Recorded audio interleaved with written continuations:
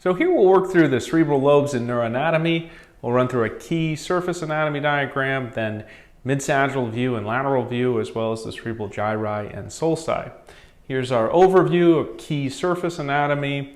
We have a cadaveric section. We've illustrated over it to help delineate the different cerebral lobes.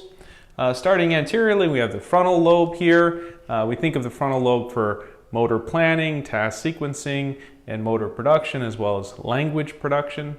Behind it, we have the parietal lobe here. We think of the parietal lobe for sensory integration, somatosensory function.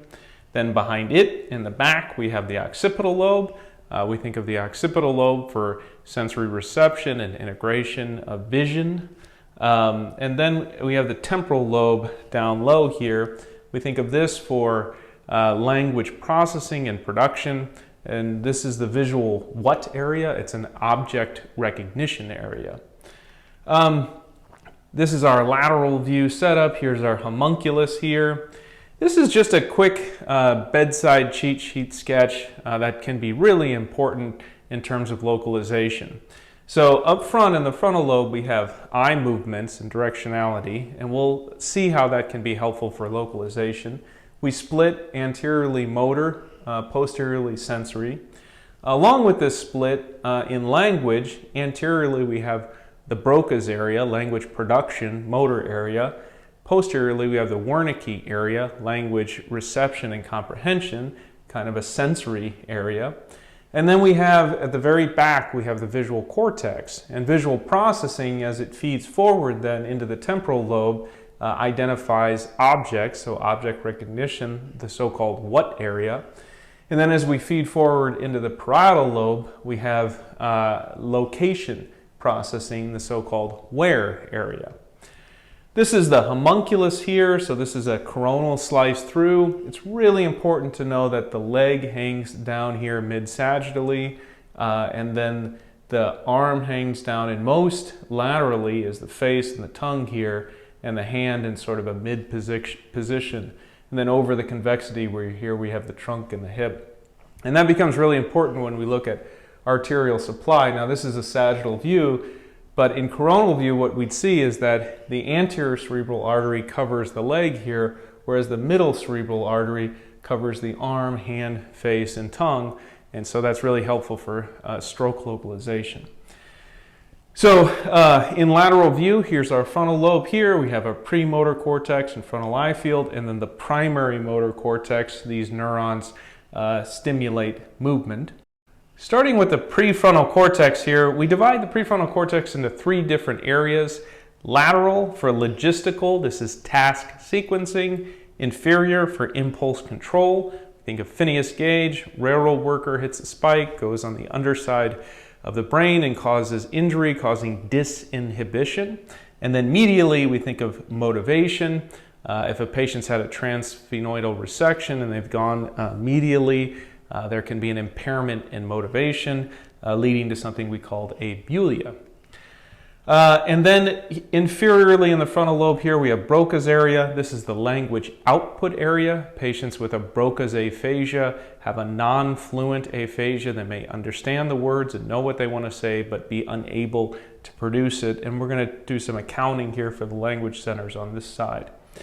And then the frontal eye fields, and this is really important for localization. So what this depiction shows is that the right hemisphere drives the eyes to the left, and the left hemisphere drives the eyes to the right. And you can use your fingers to show this. If this is the right side, it's driving the eyes to the left. If this is the left side, it's driving the eyes to the right. So what happens in stroke, if you injure the right side, the eyes are driven in that direction towards the right because of the left hemisphere. So basically, if you injure this brain, then the left hemisphere is going to drive the eyes towards the side of the injury. In contrast, with a seizure, if there's hyperpower of this side of the cerebral hemisphere, it's going to overpower the other side and drive the eyes in the opposite direction. So those are some really helpful localizing tools. In the temporal lobe here, we have Wernicke's area. We said this was a language reception area. It's for language processing, and then it provides to Broca's area the words that are going to be said. So if you have injury to Wernicke's area, you can be fluent, you can have melody, prosody, but what you won't have is comprehensible speech. You'll have what we call word salad.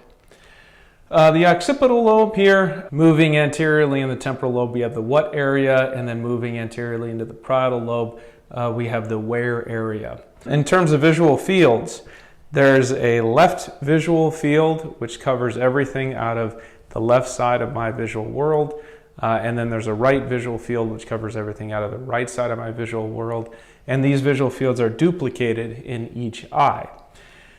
This is an axial view of the visual pathway. Here we're using the right visual field, left visual field, vision comes in. There is this left lateral geniculate nucleus, an important relay center at the thalamus, and then we enter into the visual cortex. And what we want to show is that the right visual field localizes to the left visual cortex.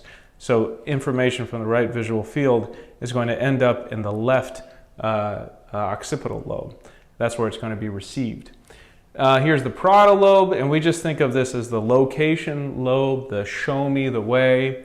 So the visual cortex receives visual information and then passes it forward. The parietal lobe tells the primary motor cortex where to move the limb. So now let's walk through a mid-sagittal view of the brain. And what we want to do here is just point out some of the various features that we weren't able to see on the lateral cortex here. This is a 3-up view of the mid-sagittal portion of the brain. So in axial view, this is our plane of orientation. In coronal view, this is our plane, and this right here is our mid-sagittal view. Again, there's a brain atlas, MRI atlas, that you can look at on the site. So first of all, the corpus callosum is a mid-sagittal structure. It connects the bilateral cerebral hemispheres. An anecdote for it is that in surgical callosotomy, when you split the brain, you do transection of the corpus callosum, and you can create the split mind. There's numerous thalamic regions that we see in this mid-sagittal portion, the thalamus, the hypothalamus, etc. And then another thing to know is the pineal gland in mid-sagittal view here can cause compression of the tectum and cause a vertical gaze palsy, something called Paranoid syndrome. Finally, we can see the cerebellum, and once again, we can see the numerous folia within the cerebellum, which allows it to pack arguably more neurons in the cerebellum than in the cerebrum itself. We looked at the visual pathway in axial view. Now let's look at it in sagittal view so we can differentiate the superior and inferior visual fields instead of the right and left ones. So this is the calcarine sulcus where visual information is first received. The superior visual field to the inferior retina, to the lateral geniculate nucleus, relays then to this inferior portion of the calcarine sulcus. So what we see here is that the superior visual world ends up on the inferior aspect of the occipital lobe.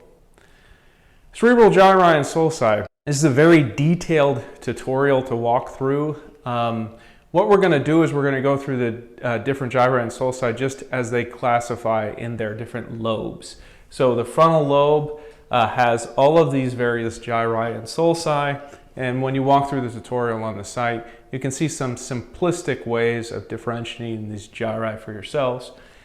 And then the occipital lobe back here, these various gyri and sulci, temporal lobe here, and finally the parietal lobe, and then the limbic lobe here. So a lot of different gyri and sulci to work through, but as you work through this tutorial, you'll be able to consolidate this information in an effective way. So that's a really quick run through the cerebral lobes, obviously very core neuroanatomy there.